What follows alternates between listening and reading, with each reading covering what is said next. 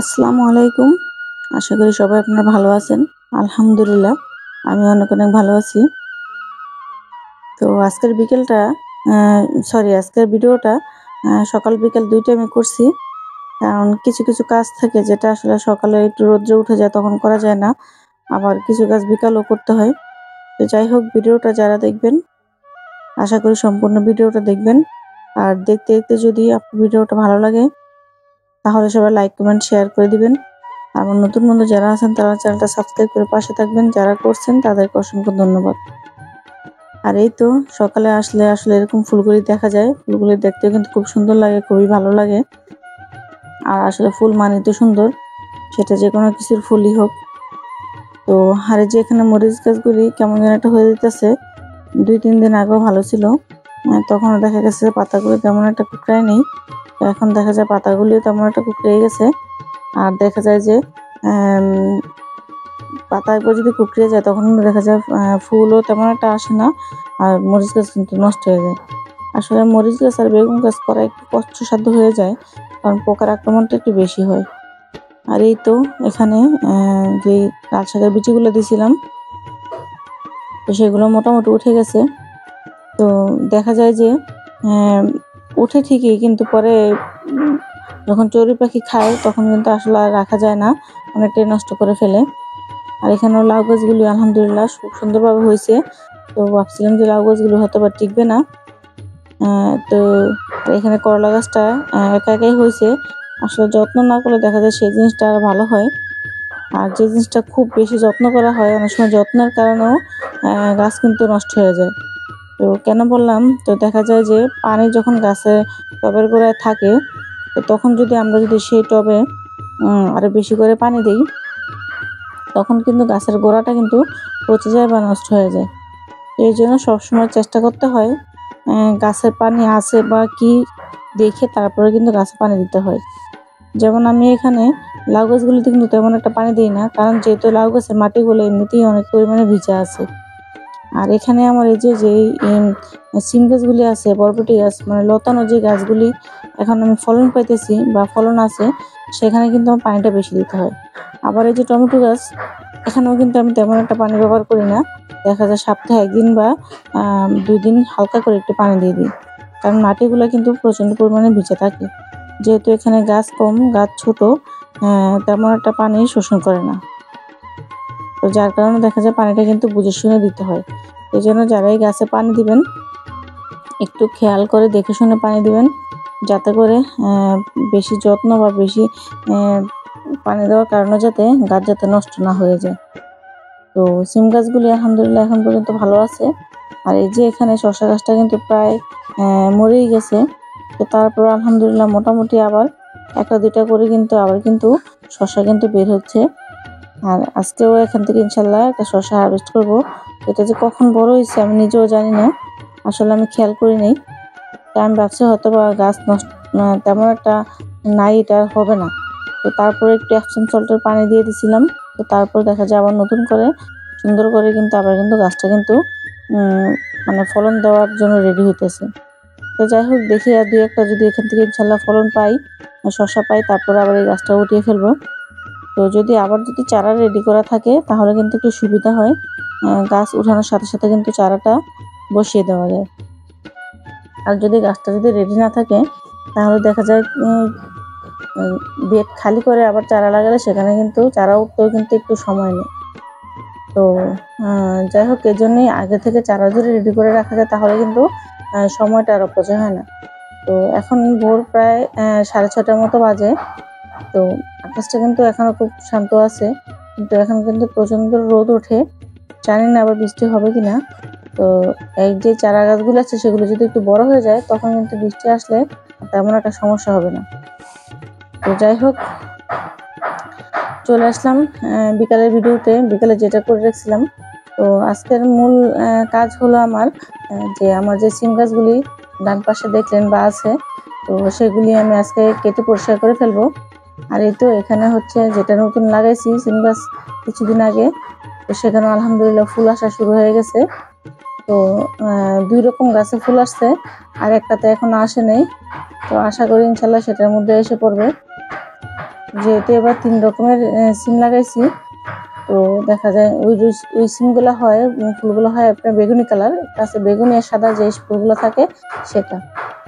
তো ওই সবগুলি সিমই মাশাআল্লাহ ফলনও খুব ভালো দেয়। আবার আপনার রোগ পোকামুক্ত তেমন থাকে, খুব বেশি একটা রোগ পোকা আক্রমণ হয় না। আর এই তো স্কোয়াশ গাছ, এটাও খুব যত্ন করলেও তেমন একটা ভালো হয় না। তো ইনশাল্লাহ আবার বিচি লাগিয়ে দিচ্ছি, দেখি চারা গাছ উঠলে তখন কি হয়। আর এখানে দেখা যায় টমেটো গাছ একটা নষ্ট হয়ে গেছে, এর জন্য চারা একটু বেশি করে লাগাতে হয়।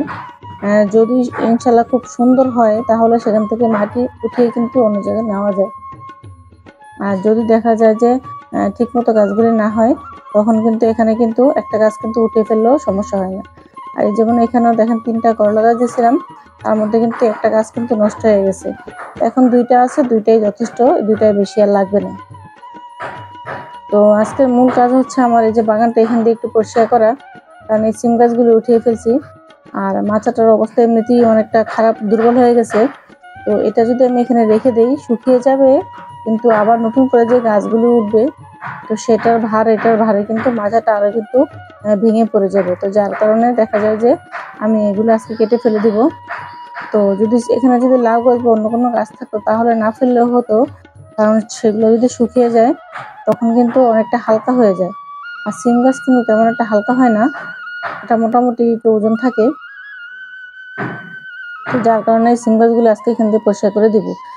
আর মাচাটাও মোটামুটি অনেকদিন বয়স হয়ে গেছে, অনেকদিন ধরে মাচাটা দিছি।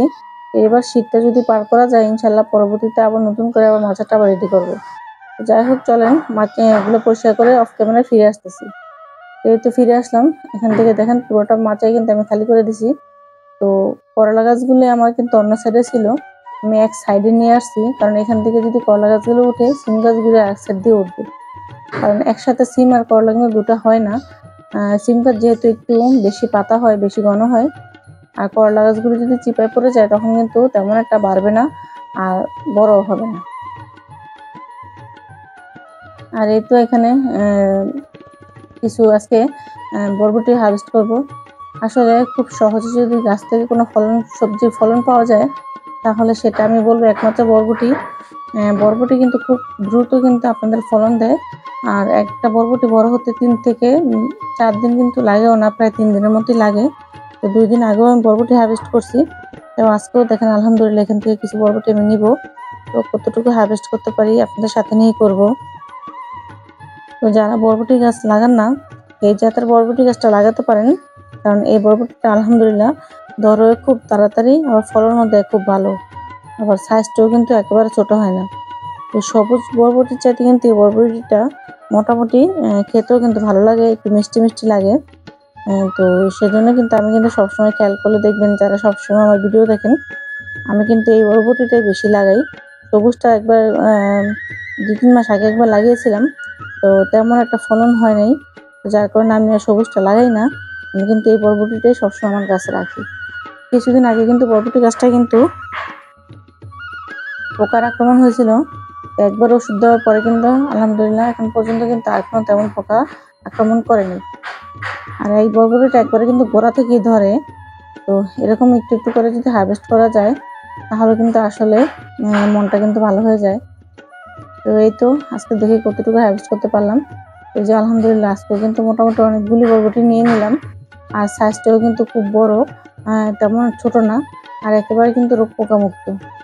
তো এটাই কিন্তু উঠানোর ঠিক সময়, এই সময়টা উঠালে কিন্তু বরবটিগুলো কিন্তু খেতে খুব ভালো লাগে। আর নিজের হাতের সবজি একটু কচি থাকা অবস্থায় নিলেই কিন্তু ভালো, কারণ যে কোনো জিনিসই একটু যদি বয়স হয়ে যায়, একটু যদি বাতি হয়ে যায়, তারপরে কিন্তু তারা কিন্তু খেতে ভালো লাগে না। আর এই যে আমার গাছের খাবার, যে খাবারগুলো আমি গাছে দেই, অনেক আপু কমেন্টস করেন গাছে কি খাবার দেই, কতদিন পর পর দেই। এটা হচ্ছে আমার সেই সবজি খোসা ভিজানো পানি, কয়েকদিন আগে আবার এটা আমি ভিজিয়ে রাখছি। তো এটা কিন্তু দেওয়ার জন্য এখন রেডি হয়ে গেছে। এখান থেকে চাইলে 2বার করে কিন্তু আমি দিতে পারবো। একবার যদি পানিটা ছেঁকে নেই সেটা ব্যবহার করে দিতে পারবো, তারপরে যদি আবার পানি দিয়ে রাখি সেখানে কিন্তু আবার খাবার রেডি হয়ে যাবে।